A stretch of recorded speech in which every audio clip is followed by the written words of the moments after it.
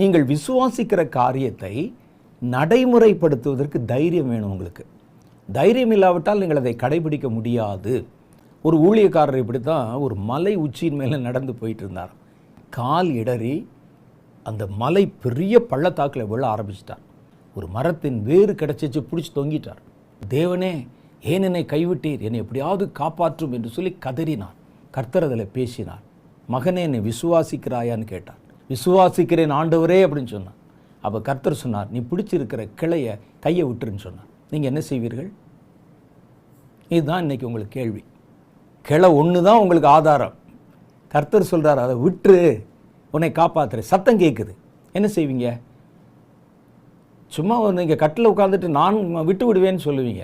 உண்மையிலே நீங்கள் அந்த இடத்துல கற்பனை பண்ணி கரெக்டாக பார்த்தா தான் நீங்கள் விசுவாசிக்கிறதை கடைப்பிடிப்பதற்கு தைரியம் வேண்டும் என்பது உங்களுக்கு புரியும்.